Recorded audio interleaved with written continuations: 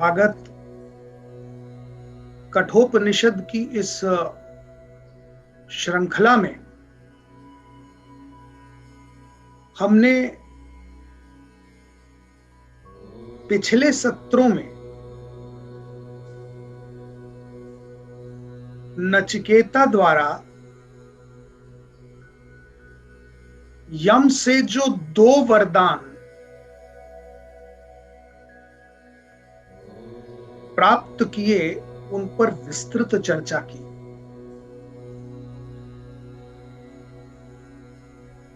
अगर आप थोड़ा सा गौर करें और ध्यान दें तो कुछ बातें आपके नोटिस में आएंगी।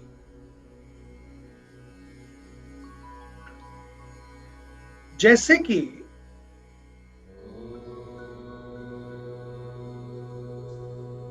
ऋग्वेद में गायत्री मंत्र है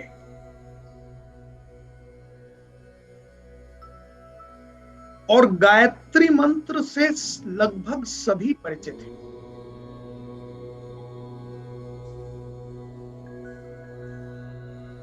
ओम भूर्भुवः स्वः तत्सवितुर्वरेण्यं भर्गो देवस्य धीमहि धियो यो नः प्रचोदयात्। इस गायत्री मंत्र में 3 लोकों का वर्णन आता है।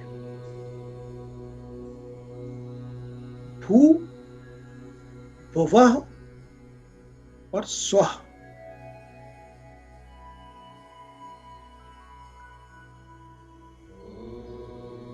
क्योंकि 3 लोकों की कल्पना हमारे शास्त्रों में की गई है।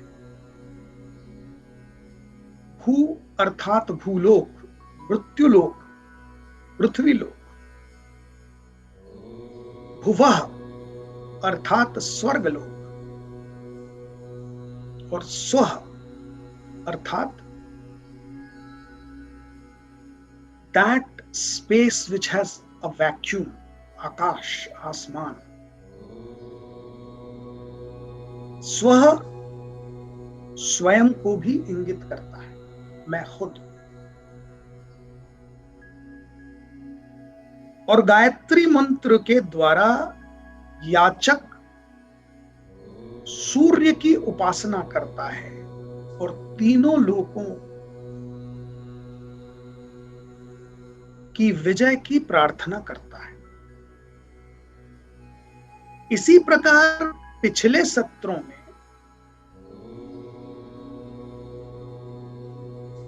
हमने जब स्वयं के ऊपर विस्तृत व्याख्यान किए थे तब मैंने आपको बताया था कि प्रत्येक व्यक्ति के 3 अंश होते हैं।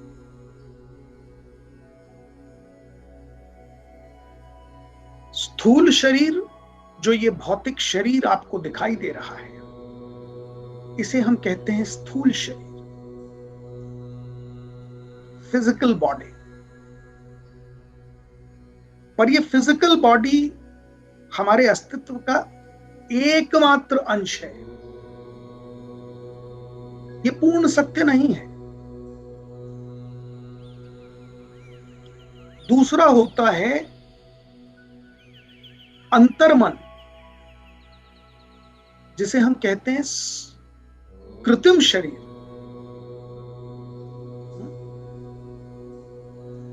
और तीसरा होता है आत्मा, जिसे हम कहते हैं सूक्ष्म शरीर।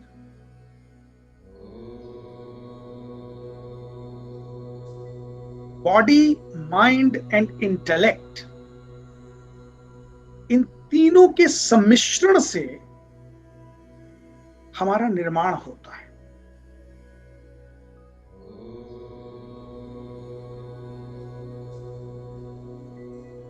जिसको हम फिजिकल बॉडी, सटल बॉडी और कैजुअल बॉडी जानते हैं।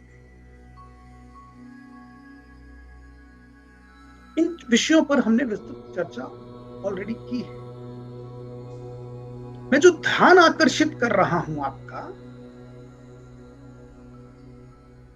वो इस विषय पर कर रहा हूं कि कठोपनिषद में छोटा सा बालक है नचिकेत, और देखिए 3 वरदान यम के द्वारा मिले हैं और कैसा सदुपयोग कर रहा है। यही खूबसूरती है कठोपनिषद की। अद्वितीय है, अद्वितीय है ये ज्ञान, और अद्वितीय है इस ज्ञान के माध्यम जो पात्र हैं कठोपनिषद के। नचिकेता बाल्यावस्था में उसकी रीच देखिए, उसका मेंटल होराइजन देखिए। पहले 2 वरदानों पर यदि आप ध्यान दें तो 2 लोकों को नचिकेता ने साध लिया है, भू और भुवा। पहला वरदान क्या मांगा?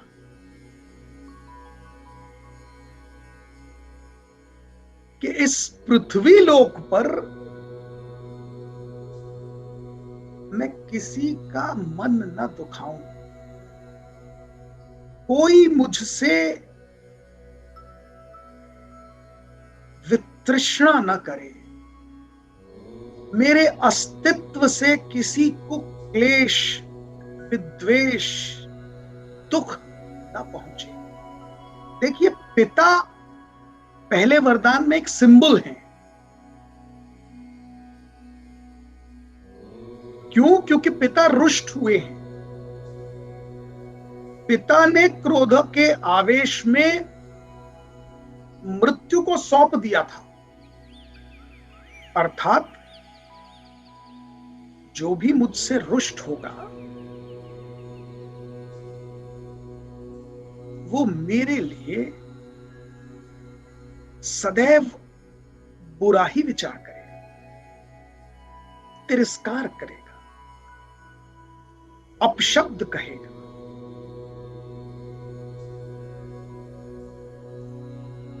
और किसी व्यक्ति को तिरस्कार, अपशब्द, अवमानना अच्छा नहीं लगता। प्रत्येक व्यक्ति चाहता है कि मैं लोगों के स्नेह का पात्र रहूं। To be loved is a great feeling. Everybody craves for it. Nobody wants to be the center of hatred. और जब आप स्नेह के पात्र होते हैं तो सफलता की चरम छूते हैं, क्योंकि मन पुलकित होता है, प्रोत्साहित होता है, जीवन खूबसूरत लगने लगता है, उत्साह से भर जाता है। वहीं कोई यदि आपका तिरस्कार करे, अपमान करे, आपके बारे में अपशब्द कहे, द्वेष, विद्वेष, क्लेश फैलाए, तो मन हतोत्साहित होता है, बुझ जाता है, एकाग्रता भंग हो जाती है। काम करने में मन लगने की बजाय आप वही सोचते रहते हैं, काल्पनिक रूप से उस व्यक्ति को जवाब देते हैं। आपका मन करता है वो सामने आए तो मैं उसे ऐसा कह दूं जिसने मेरे खिलाफ ऐसी बात की है। और इस सब चक्कर में जीवन का अमूल्य समय आप नष्ट करते हैं। तो देखिए, पिता तो एक सिंबल है, जिसने जन्म दिया है। नचिकेत यम से पिता के रूप में जो वरदान मांग रहा है, वो भूलोक को साधने का वरदान मांग रहा है कि संपूर्ण पृथ्वी पर मेरे अस्तित्व से किसी को क्लेश न हो, दुख न हो, सबके स्नेह का मैं पात्र रहूं, मैं किसी से तिरस्कार, अपमान, अवमानना न पाऊं, और जो भी स्नेह का पात्र होगा वो सफलता के चरम तक पहुंचेगा। तो पूरे भूलोक को साध लिया पहले वरदान में। और यम ने भी प्रसन्नता पूर्वक ये वरदान दिया और कहा कि तुम ये पाओगे कि तुम जब यहां से मृत्यु के द्वार से वापस जाओगे तो स्नेह उतना ही पाओगे जैसे एक बालक को मिलता है। और बच्चों से सबको स्नेह होता है, तो एक प्रकार से बाल्यावस्था का जो आकर्षण है वो तुम्हारे अंदर, तुम्हारे व्यक्तित्व में सदैव जीवित रहेगा। दूसरा वरदान जरा ध्यान दीजिए क्या मांगा। दूसरे वरदान में स्वर्गलोक मांग लिया, स्वर्ग को साधने का मंत्र मांग लिया।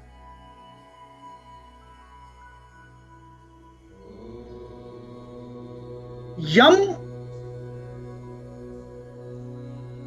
इस बालक की मानसिक रीच से प्रभावित होते चले जा रहे हैं, इसके हॉराइजन से इंप्रेस्ड है वो कि माय गॉड, है कितना छोटा सा बालक, लेकिन देखो 2 पग में 2 लोक मांग लिए। जैसे कोई वामन अवतार में राजा बलि से 3 पग भूमि मांगकर भगवान विष्णु ने 1 पग में धरती, दूसरे पग में स्वर्गलोक नाप दिया और तीसरे पग के लिए खड़े हो गए, अब कहां रखूं तीसरा चरण। और इसी प्रकार यम से 2 वरदानों में 2 लोक साध लिए। और मैं आप सबसे अनुरोध करूंगा कि जो यम ने दूसरे वरदान में स्वर्ग की सीक्रेट बताई है, जो चाबी पकड़ा दी है नचिकेता को, उसे आप भूले नहीं, वरना संपूर्ण कठोपनिषद व्यर्थ हो जाएगा।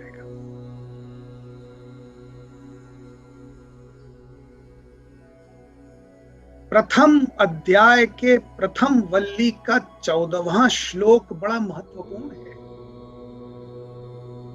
जहां यमराज नचिकेत को स्वर्ग साधने की सीक्रेट बता रहे हैं। अनंत लोकाप्तिम अथो प्रतिष्ठाम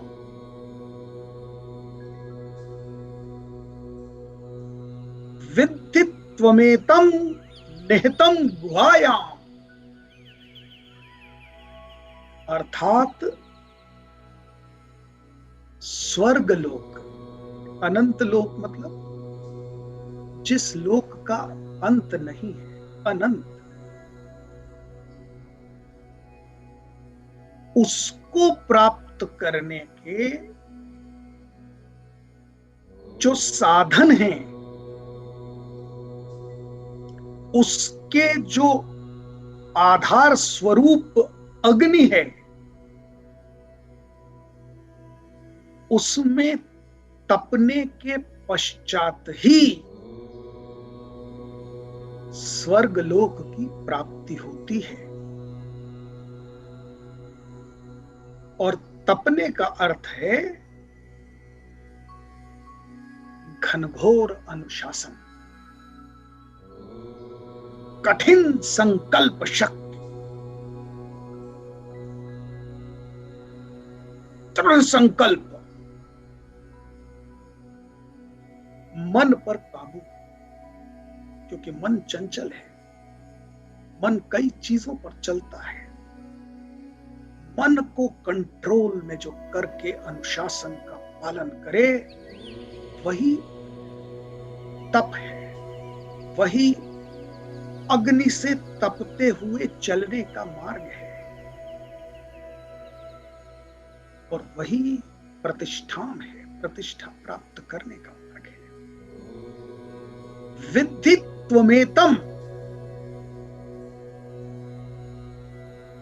निहितम गुहायाम। विद्धि का अर्थ होता है हे नचिकेता तुम ये बात जानो। विद्धि अर्थात जानो। श्लोक के शब्दों का चयन समझिए, और यही इन शास्त्रों को इतना महत्वपूर्ण बनाता है। विद्धि त्वमेतम, त्वमेतम अर्थात तुम इस बात को जानो। हे नचिकेता तुम इस बात को जानो। देखिए, विद्धि शब्द का उपयोग क्यों महत्वपूर्ण है? क्योंकि हमारे शास्त्र जानने पर जोर दे रहे हैं, मानने पर नहीं। यमराज ये नहीं कह रहे हैं कि तुम मेरी बात मान लो, आंखें बंद करो और ब्लाइंड फॉलोअर बन जाओ, ऐसा नहीं कह रहे। अंध भक्ति का कहीं कोई स्कोप है ही नहीं इन शास्त्रों में। उपनिषदों में मानने पर कहीं कोई जोर है ही नहीं। कोई चीज, कोई शास्त्र, कोई ग्रंथ आपको कुछ भी मानने पर मजबूर नहीं कर रहा। और ये विलक्षणता है सनातन संस्कृति, ये विलक्षणता है सनातन शास्त्रों की। As compared to these, if you observe other religion, other religious books, they insist मानो, बस तुम ये मानो, प्रश्न मत करो। विलक्षणता उपनिषदों की ये है कि यहां पर यम भी कह रहे हैं विद्धि त्वमेतम, जानो, मानो मत।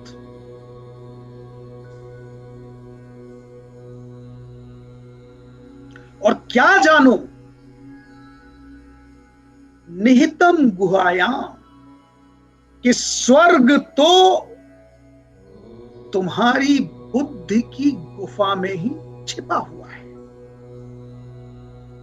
जो बुद्धि रूपी गुफा है तुम्हारे शरीर के अंदर, वही स्वर्ग है। यानी अपने ज्ञान को त्रिवेद शब्द यूज हुआ है, यानी तीनों वेदों का ज्ञान। और वेदों का ज्ञान अर्थात अनंत ज्ञान। The one who has the knowledge, the one who has the discipline tap, and the one who is ready to do yajna, अर्थात follow the path। अग्नि में तपते हुए जो बुद्धि का विकास कर ले, यज्ञ, तप और दान, दान अर्थात मोह का त्याग, लोभ का त्याग कर ले, तो बुद्धि इतनी परिष्कृत हो जाएगी, इतनी विकसित हो जाएगी कि स्वर्ग लोक में विचरण करने जैसा आनंद प्राप्त हो जाएगा। तो श्लोक महत्वपूर्ण है, ध्यान देने योग्य है, पठनीय है, अनुकरणीय है, वंदनीय है। अनंत लोकाप्तिम मथो प्रतिष्ठाम विद्धि त्वमेतम निहितम गुहायाम। ये सीक्रेट स्वर्ग की जानने के बाद जब यमराज कहते हैं कि हे नचिकेत, मैंने तुम्हें प्रॉमिस किए हुए 3 में से 2 वरदान दे दिए हैं, अब तुम अपना तीसरा और अंतिम वरदान मांगने के लिए योग्य हो गए हो, अतः तीसरा वरदान भी मांग लो।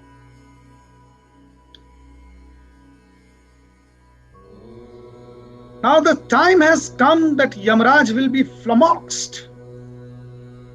Yamraj will be taken aback by the reach and outreach of the brains of this small young child called Nachiketa.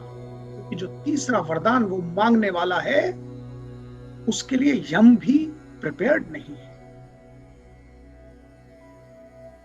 वो तो ये सोच के तैयार बैठे हैं कि इसने 2 लोकों पर तो विजय ले ली, और क्या चाहेगा। और यमराज कह रहे और नचिकेत कह रहे हैं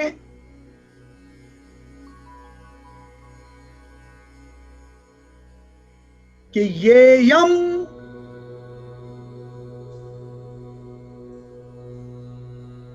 प्रेते मनुष्य विचिकित्सा। सुनिए, तीसरे वरदान के पहले नचिकेता जो भूमिका बना रहे हैं वही आपको फ्लमॉक्स कर देगी,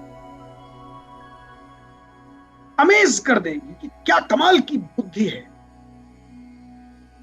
ये यम प्रेते भी चिकित्सा मनुष्य,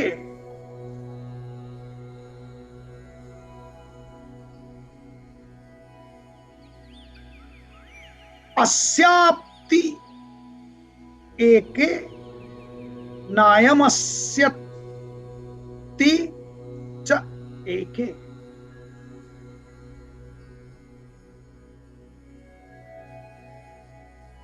एतत् विद्याम अनुष्टुप त्वा अहम वराणाशाम एषम वरस्य तृतीयः। अर्थ समझिए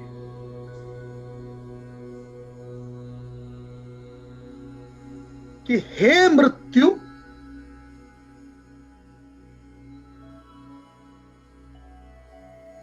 मैंने ऐसा सुना है, कुछ लोग कहते हैं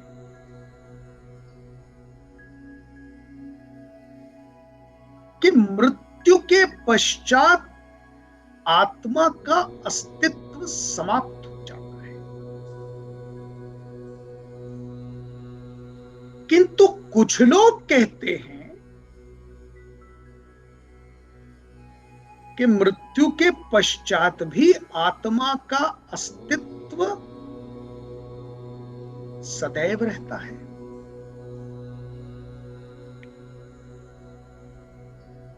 तो इनमें से क्या सत्य है? हे यम, हे मृत्यु, कृपया इस भ्रम को स्पष्ट कीजिए। Clarify this situation which creates a doubt whether there is existence of Atma after the death or there isn't. यही मैं आपसे वरदानों में तीसरा वरदान मांगता हूं। वाराणस्य वाराणाम एषम वरस्तृतीयः। तीनों वरदानों में से तीसरा वर मैं ये मांगता हूं।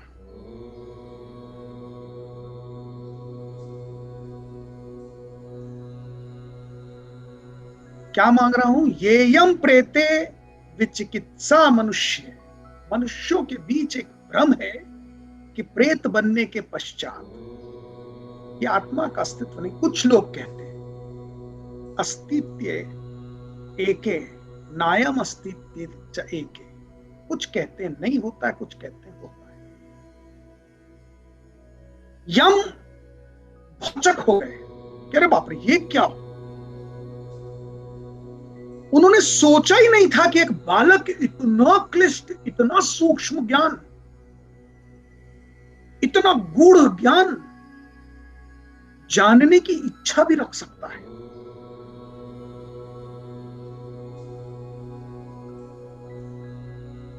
Yam was taken aback.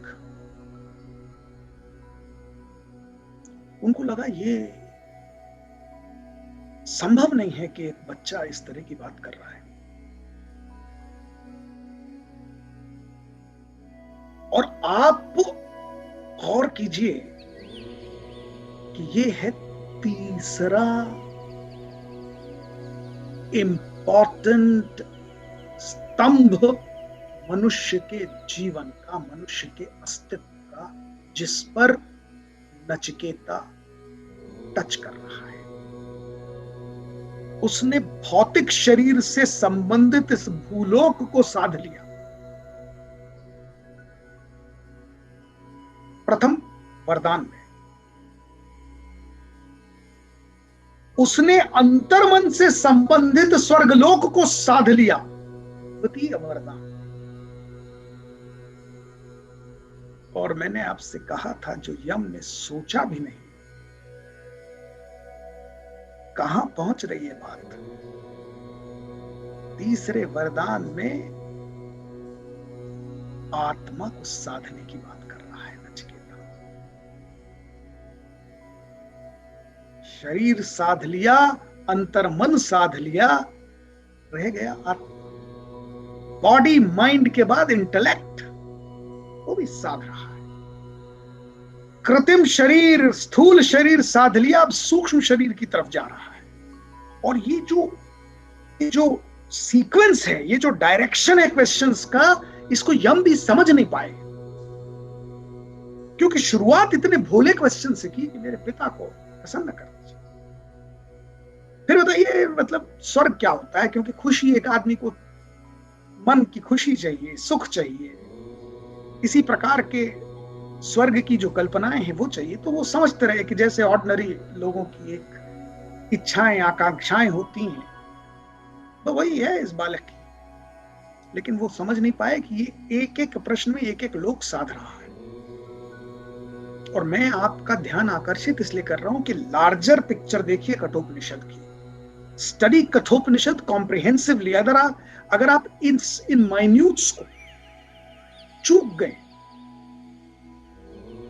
तो कठोपनिषद का पर्पस फेल हो गया।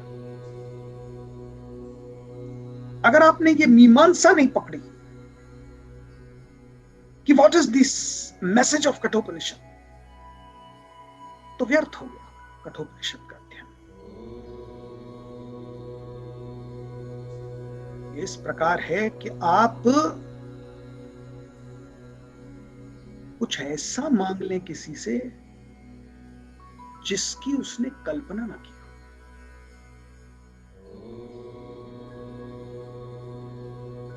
उस व्यक्ति की देने की क्षमता तो है, आप उसको एम्बैरेस नहीं कर रहे हैं। आप उससे ऐसा कुछ नहीं मांग रहे हैं जो वो दे नहीं सकता, उसका सामर्थ्य नहीं है, क्षमता नहीं है।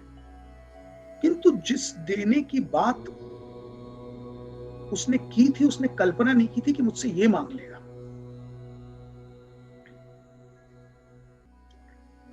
जैसे आप किसी बच्चे को ये कहें कि बेटा आओ चलो तुम्हें कुछ दिलाते हैं, उसे कहीं मेले में ले गए हैं आप, उसे कहीं मॉल में ले गए, बेटा क्या चाहिए ले लो, तुम्हें जो मन हो। जब आप किसी बच्चे को ये कहते हैं तो आप एक्सपेक्ट करते हैं कि वो चॉकलेट ले लेगा, आइसक्रीम ले लेगा, टॉयज ले लेगा, यही आपकी अपेक्षा होती है। इसीलिए आप बड़े जोर से कह देते हैं बेटा तुम्हें जो पसंद आए ले लो।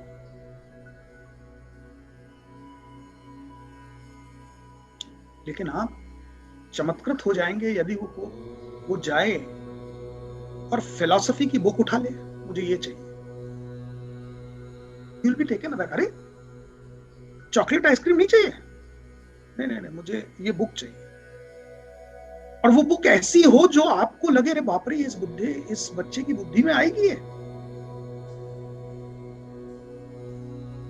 ये वैसे ही हो गया यम के साथ। तो ये मांगने के बाद जो आपका व्यवहार होगा उस बच्चे के लिए कि अरे बेटा ये क्या बुक उठा रहे हो तुम, कहां तुमने ये सब पढ़ लिया, कहां जान लिया कि ये बुक तुम्हारे लायक है, या कोई स्पेस साइंस की बुक उठा ले, मुझे ये जानना है। तो आप कहेंगे बेटा ये छोड़ दो, जब बड़े हो जाओगे तब लेना, तुम तो आइसक्रीम खाओ, तुम चॉकलेट ले लो, टॉयज ले लो, बढ़िया बढ़िया खेलो, अभी तुम्हारी ये उम्र है, चलो तुम्हें बाइसिकल दिला देते हैं, साइकिल ले लो, स्केट्स ले लो। यही आपका एक नेचुरल रिएक्शन होगा, और यही यम का नचिकेता के प्रति रिएक्शन था।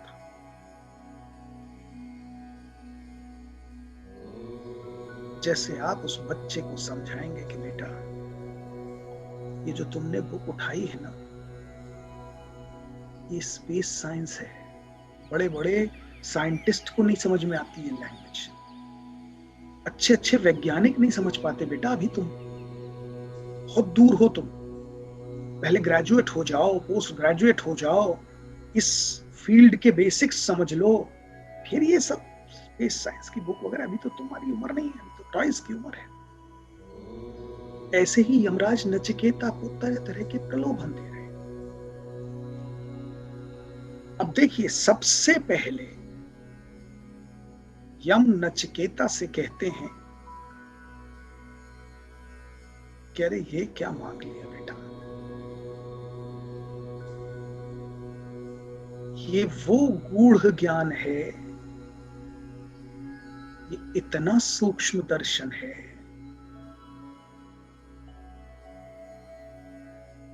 कि पहले प्राचीन काल में देवताओं ने भी इसे समझने का प्रयत्न किया था, वो कर चुके हैं। और देखिए, यम जो सेक्शन ऑफ सोसाइटी को चूज कर रहे हैं वो मनुष्य नहीं, देवता, यानी those who are a pedestal higher than ordinary human beings.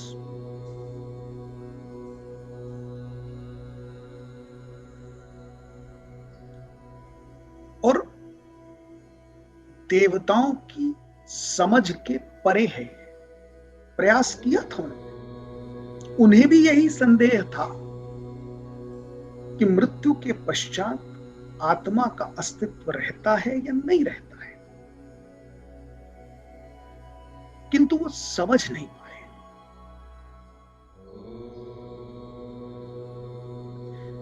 इसके बाद यम कहते हैं कि बड़े बड़े ज्ञानी ऋषि मुनियों ने भी इस संदेह का उत्तर प्राप्त करने का प्रयत्न किया है, उन्होंने भी इसकी कोशिश की कि वो समझ लें इस ज्ञान को। समझ नहीं पाया कि इतना गूढ़ ज्ञान है। अर्थात जिसे देवता नहीं समझ पाए, जिसे प्रकांड विद्वान ऋषि नहीं समझ पाए।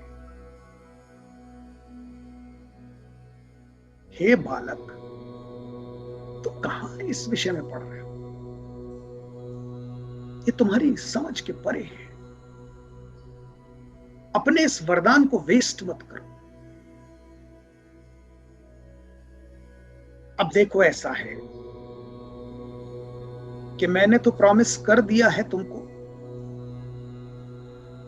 मैं तो ऋणी हूं तुम्हारा 3 वरदानों के लिए। 3 वरदान तो मैं दूंगा, वो कटिबद्ध हूं, पर मुझे दया आ रही है तुम्हारे ऊपर। नादान बालक हो तुम, प्यारे हो, बड़े मोहक हो, क्यों वेस्ट कर रहे हो एक वरदान को? ऐसे ही कुछ आप उस बच्चे को समझाएंगे ना, कह रहे बेटा मैंने तुमको प्रॉमिस किया 3 चीजें दिलाऊंगा, तो तुम वेस्ट क्यों कर रहे हो? ये बुक तुम ले लोगे लेकिन तुम्हें समझ में कुछ आएगा नहीं। मुझे कोई प्रॉब्लम नहीं, मैं दे दूंगा, मुझे तो दिलाने की काबिलियत तो है, मुझ में सामर्थ्य है, मैं दिला दूंगा। समझ में नहीं है, वेस्ट हो जाएगा।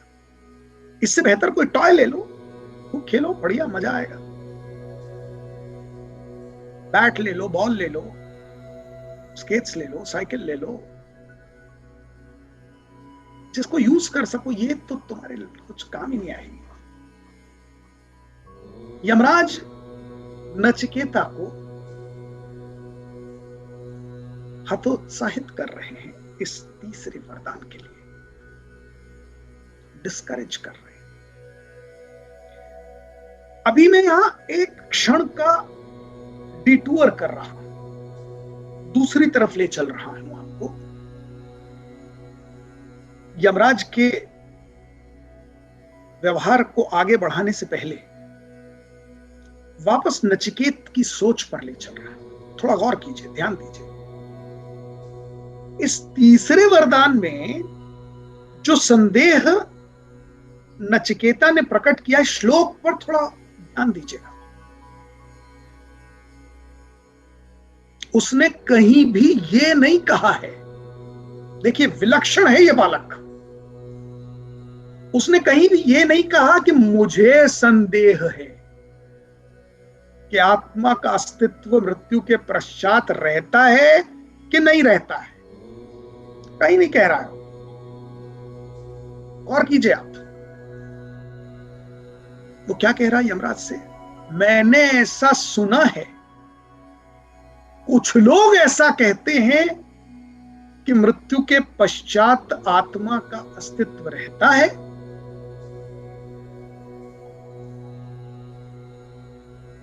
अस्तित्व एके नायम अस्तिति च एके, और कुछ लोग कहते हैं नहीं रहता है। अस्तित्व एके नायम अस्तिति एके च एके, मतलब कुछ लोग ये कहते हैं, कुछ लोग। नाउ प्लीज पे अटेंशन, ये जो संदेह है वो नचिकेता के मन में नहीं है।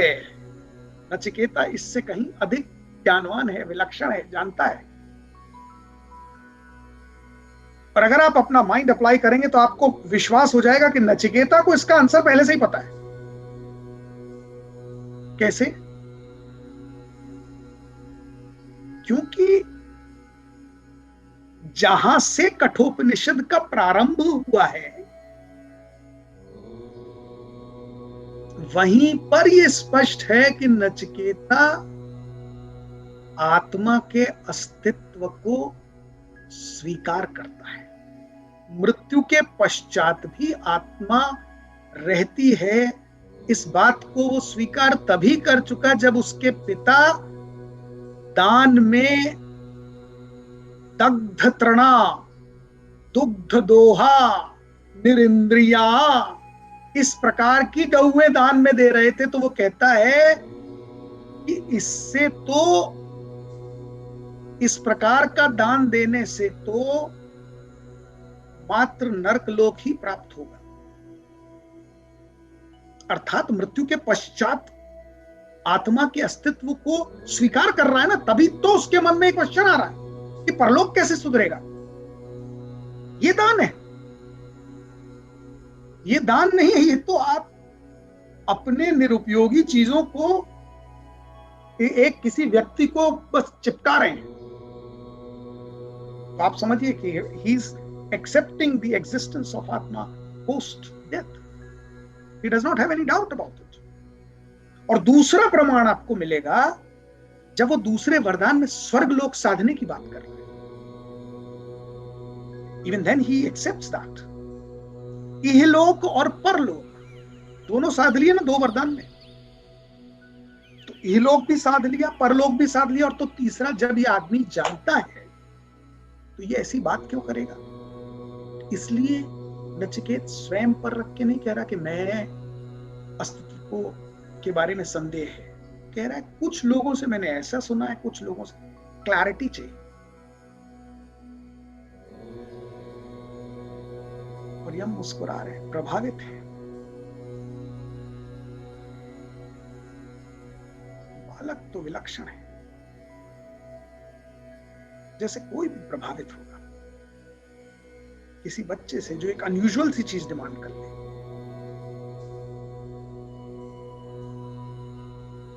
लेकिन उसको डिस्करेज करेगा कि ये बच्चा समझ नहीं रहा है, ये बहुत क्लिष्ट है, बहुत कठिन है इसको समझ पाना।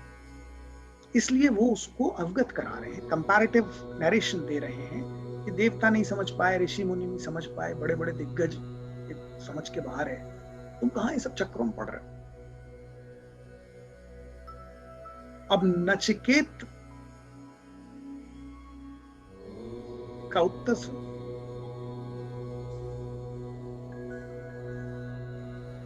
नचिकेत यम से कहता है, अरे आपने ही अभी कहा कि इस प्रकार का संदेह देवताओं को भी था और उन्होंने भी इस ज्ञान को प्राप्त करने का प्रयास किया है, संदेह दूर प्रयास करने के प्रयास में वो लगे रहे, किंतु समझ नहीं पाए। आपने ही अभी कहा कि ऋषियों मुनियों की समझ के परे है, यानी ये कुछ तो बहुत इंपॉर्टेंट है।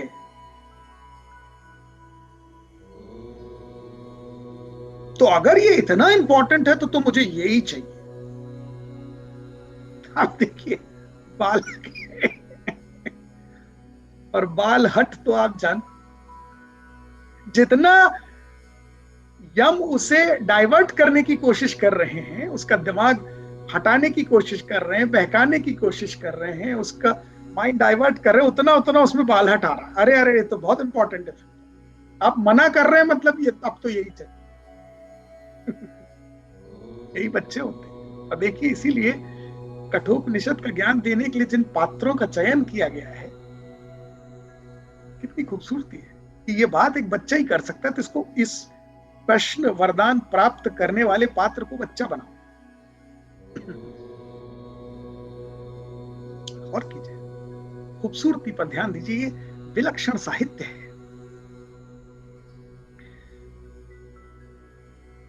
तो यम एकदम कातर हो गए इस नचिकेता के सामने। और अगर आप श्लोक पढ़ेंगे तो आपको स्फूर्ति आएगी, एक इनोसेंस है, मृत्यु में इनोसेंस डाल दी है। क्या खूबसूरती है संरचना की, रचना की का सौंदर्य देखिए कि यम में एक इनोसेंस है। जब वो नचिकेता से कहते हैं कि अरे भाई, मैं तो 3 वरदान के लिए तुमसे बंध गया हूं, वचनबद्ध हूं, तो मैं तुमसे याचना करता हूं कि इस सिचुएशन को एक्सप्लॉइट मत कर देना। अब देखिए पैक बदल गया है यमराज का। तुम तो महाजन की तरह वसूली पे आ गए, मुझे दबा रहे हो, मुझ पर दबाव डाल रहे, ऐसी चीज मांग रहे हो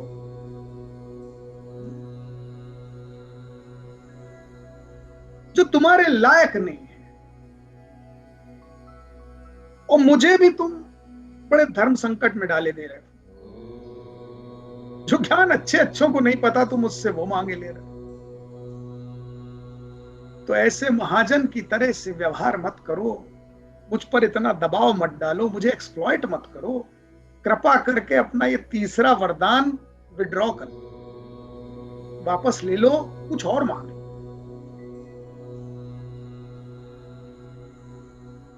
नचिकेता चुप बैठा है कि क्या कह रहे हैं ये, क्या चाहते हैं। यमराज को लगा ये चुप बैठा है मतलब शायद मेरी बात का असर हो रहा है, गौर कर रहा है, ऑप्शंस ढूंढ रहा है। शायद इसके मन में आ रहा है कि कोई दूसरी चॉइस हो इससे बढ़िया आकर्षक तो मैं शायद ले लूं। तो he immediately do not want to miss this chance, and therefore he immediately starts giving options to Nachiketa.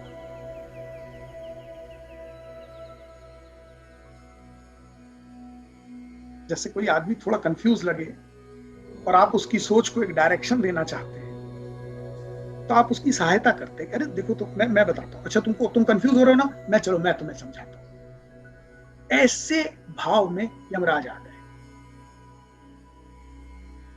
तो नचिकेता से कह रहे हैं देखो मैं तुम्हें बताता हूं, तुम ये वरदान छोड़ दो अगर, तो इसके बदले में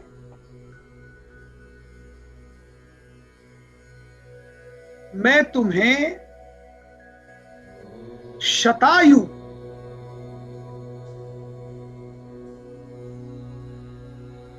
का अर्थ मतलब 100 साल से ज्यादा जीवित रहने वाले पुत्र पौत्र दे सकता हूं, मांग लो।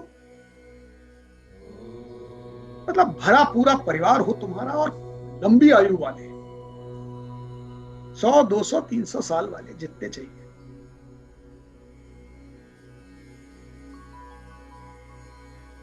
पशु अर्थात गाय, घोड़े, हाथी, जितने नंबर में चाहिए वो ले लो मुझसे।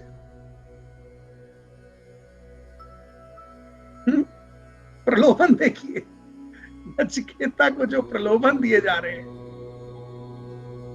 उसको अगर आप करंट सिनेरियो में रखें तो आदमी कह रहा है तुम अब घोड़े हाथी का जमाना नहीं बचा, तो आज मर्सिडीज ले लो, BMW ले लो।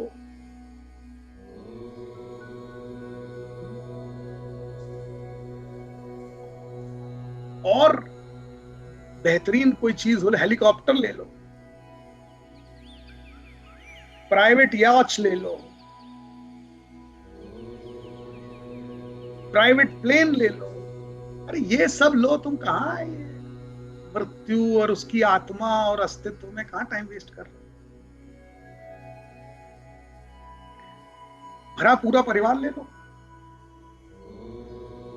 निरोगी काया ले लो, तुमको रोग वोग कभी कुछ होगा ही नहीं, वो मुझसे ले लो, वो मांग लो। और यहां भी नहीं रुके, इतना कम पड़ता है तो धन ले लो, स्वर्ण ले लो, चांदी ले लो। यानी करंट सिनेरियो में कोई कहे कि तुम ऐसा ले लो कि डॉलर्स ले लो, रुपए ले लो, तुम्हें जो चाहिए जितना सोना चांदी प्लैटिनम हीरा क्या भर लो, सब कुछ जितनी संख्या में चाहिए, कभी जीवन में खत्म ना हो, इतना ले लो।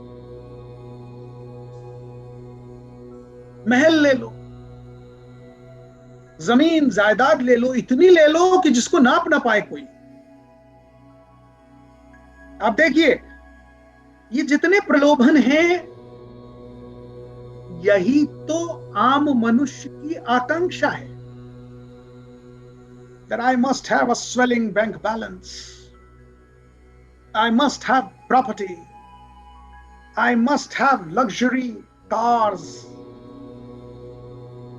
jobs, प्राइवेट प्लेन और यॉच की तो हमारे भारत में बहुत सारे लोग कल्पना ही नहीं कर सकते, उतनी तो रीच ही नहीं।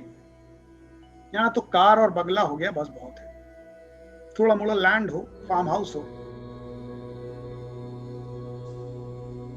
तो वो सारी चीजें ये हम खुद कह रहे हैं, हमसे ये ले लो, ये ले लो, मैं सब दे देता हूं, मेरी हेल्थ अच्छी हो, मुझे रोग ना हो, ठीक है वो ले लो, मेरे बच्चे सुरक्षित रहें, लंबी आयु मिले, अच्छा ये ले लो। और तो और हम और आगे बढ़ रहे हैं, कह रहे हैं यश ले लो, कीर्ति ले लो, नाम इज्जत शोहरत ले लो, एक काम करो तुम सम्राट बन जाओ, यानी तुम्हारा एक छत्र राज्य होगा, कोई तुम्हें चैलेंज करने वाला, वो भी ले लो। ये भी देखिए एक आदमी की इच्छा होती है, I should be living like a king, यानी आप जो कुछ कल्पना कर सकते हैं अपने जीवन काल में सुख भोगने की, उन सारी कल्पनाओं को चरितार्थ करने का वरदान देने को यम तैयार बैठे हैं। यहां तक भी नचिकेत के चेहरे पर कोई रिएक्शन नहीं आ रहा, यम भौचक है।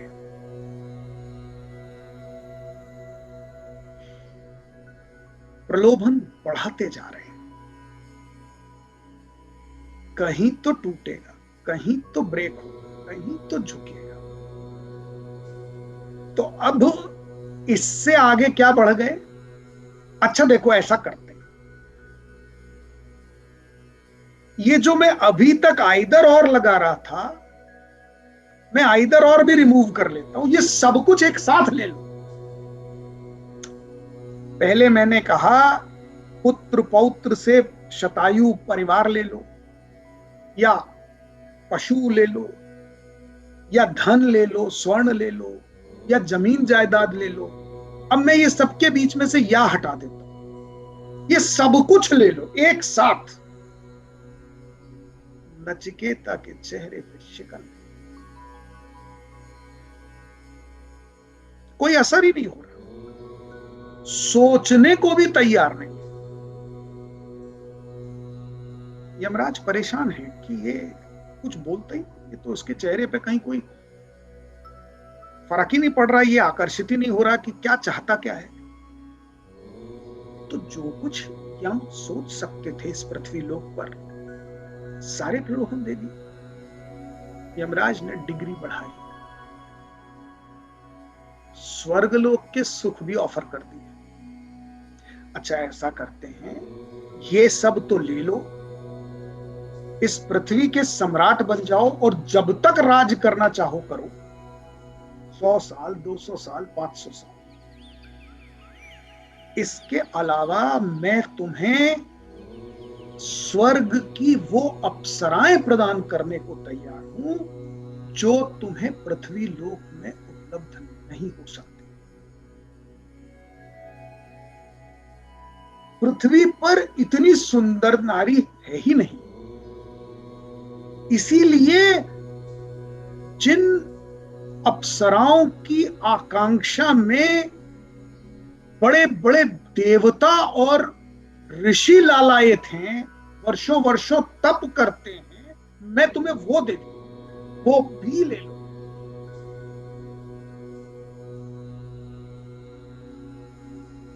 और ये अप्सराएं तुम्हारे लिए परिचारिकाएं बनकर रहेंगी, नृत्य प्रस्तुत करेंगी, संगीत प्रस्तुत करेंगी, वादन प्रस्तुत होगा, तरह तरह का तुम्हें एंटरटेनमेंट होगा, ये ले लो। और स्वर्ग के जितने सुख तुम कल्पना कर सकते वो ले लो, वृद्धावस्था नहीं आएगी तो अजर कर देता हूं। जितने वर्ष तक तुम जियो ऐसे ही खूबसूरत बने रहो, निरोगी काया होगी। ये भी ले लो, किंतु ये तीसरे वरदान का हठ छोड़ दो।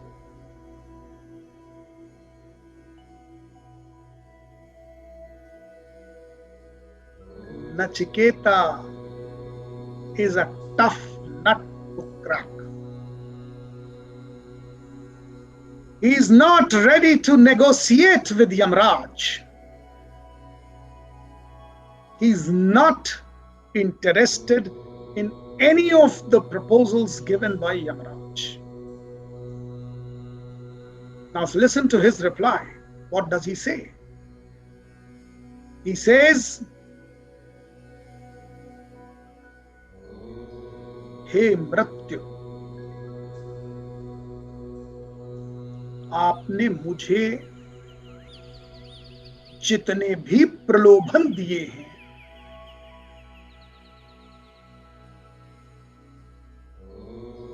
क्या आपने गौर किया है, ध्यान दिया है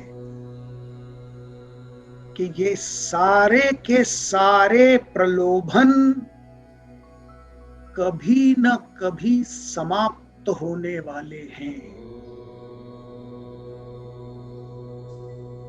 इनमें से एक भी चीज अविनाशी नहीं है, सारे के सारे विनाशील हैं। आपने मुझसे कहा शतायु पुत्र पौत्र ले लो, कभी तो मरेंगे, 100 साल कभी तो पूरे होंगे। आपने कहा पशु ले लो, गाय ले लो, हाथी ले लो, घोड़े ले लो, कभी तो खत्म हो जाएंगे। आपने कहा धन दौलत ले लो, कभी तो समाप्त।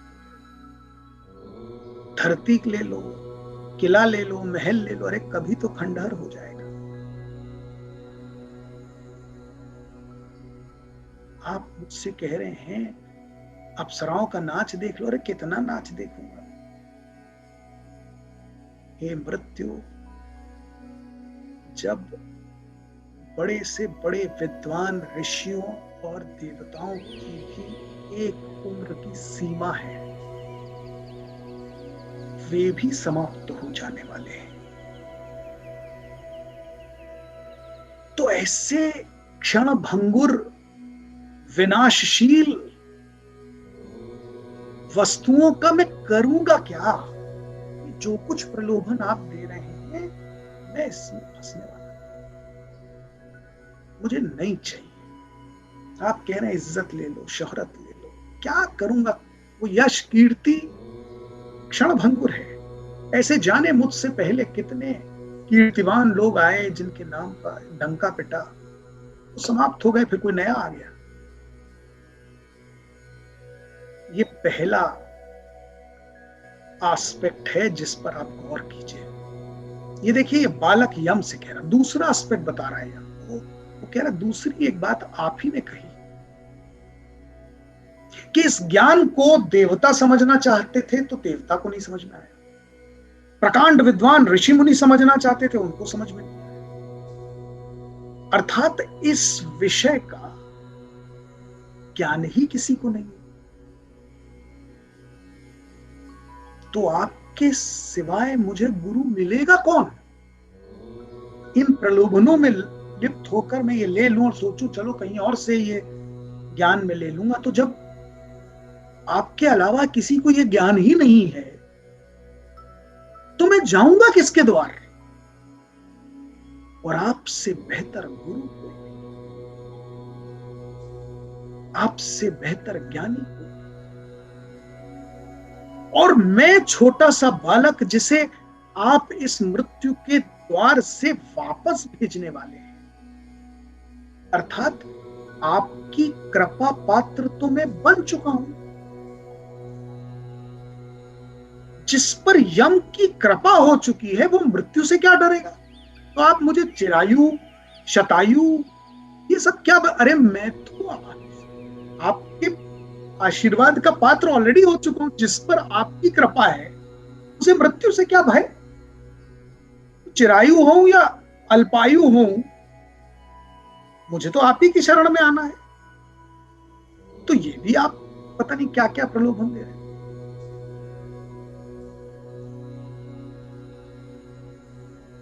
मैं आपसे बेहतर गुरु कहीं पाऊंगा नहीं,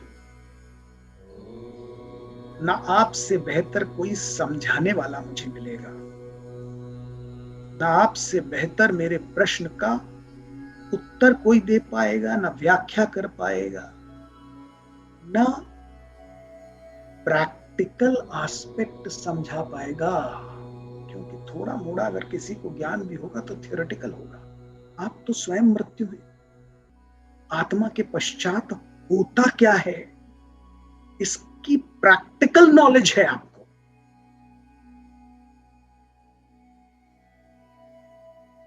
तो मुझे तो ये ही पढ़ चाहिए, यही नॉलेज चाहिए, क्योंकि ये ज्ञान जिस दिन मुझे मिल गया, मैं तो अद्वितीय ऑलरेडी हो गया। क्योंकि आपके स्वयं के कथन के अनुसार इस विश्व में तो किसी को यह ज्ञान है नहीं, स्वर्ग के देवताओं को भी नहीं है। तो जिस क्षण मुझे आपसे यह ज्ञान प्राप्त हो जाएगा, ऑटोमेटिकली मैं तो अद्वितीय हो जाऊंगा। I'll be the only one. So I'll choose to be the only one who ever existed on the face of the earth, rather than having those things which several others earlier had and several others in the future will have. I don't want all that. एक क्षण के लिए ponder कीजिए, विचार कीजिए। ये बालक की बुद्धि है, छोटा नन्हा बालक है, लेकिन आउटरीच देखिए। And the biggest takeaway from this narration is कि हम सब इतने मैच्योर्ड समझते हैं अपने आप को। जैसे जैसे उम्र बढ़ती है, वैसे वैसे हमारे जीवन में आकर्षण बढ़ते जाते हैं, प्रलोभन बढ़ते जाते हैं।